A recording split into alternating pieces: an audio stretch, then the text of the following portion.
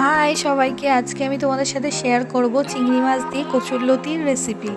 তো আমি ফার্স্টে কচুরলতিটাকে সেদ্ধ করে নিয়েছি হালকা করে, আর এখানে পেঁয়াজ, টমেটো আর এখানে আদা, রসুন, জিরে, লঙ্কা পেস্ট করে নিয়েছি।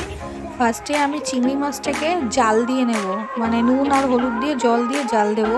তারপরে চিংড়ি মাছটাকে ভাজবো।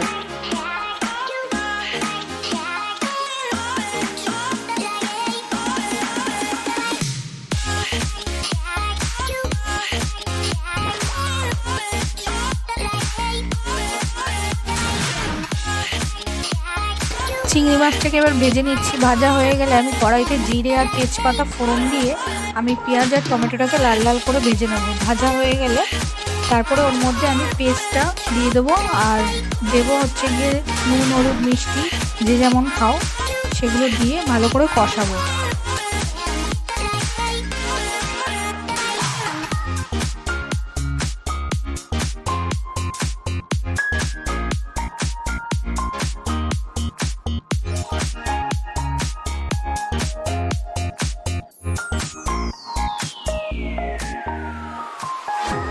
আমার এটা ভালোভাবে কষানো হয়ে গেছে। কষানোর পর আমি চিংড়ি মাছগুলো দিয়ে আরেকটু নেড়ে ছেড়ে এর মধ্যে জল দিয়ে দেবো। সামান্য পরিমাণ জল দিয়ে দেবো, কারণ কচুরলতিটা আগের থেকেই সেদ্ধ করা ছিল।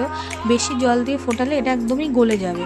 তো সামান্য জল দিয়ে এটা ফুটে উঠলে তারপরে আমি এটা নামিয়ে ফেলবো। আমার কচুরলতিটা হয়ে গেছে। এবার আমি এটা ঘি আর গরম মশলা দিয়ে তারপরে নামিয়ে নেব।